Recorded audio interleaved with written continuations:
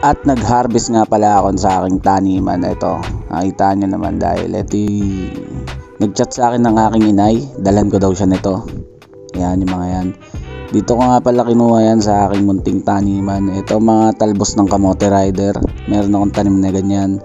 At meron din akong mga alugbati. Pinapadami ko kasi yan. Kailangan ko siyang kainin ng fresh para sa pag-gym. Siyempre nakakapagpalaki ng muscle yan. Nakadagdag yan. Ayan yung mga taniman ko dyan. Nakita nyo naman, may mga pala dyan. Hindi naman talaga halatang mahilig ako magtanim ng sama ng loob. At dito, meron akong mga pinyang tanim nakatusok ng kulay puti na stick.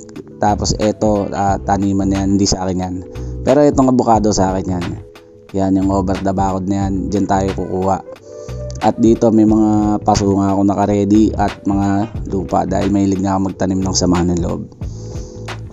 Ayan. Ito yung mga nakuha ko, tanglad, inumin ni mama dahil siya may karamdaman. At ito naman yung talbos. At ito naman yung alugbati.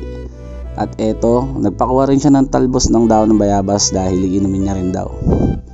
Okay? At ito na nga, ako yung magja-jacket ulit dahil ako yung magmomotor. Pupunta na ako dun sa kanya para i-deliver. O siya, diyan ka na. Sige na.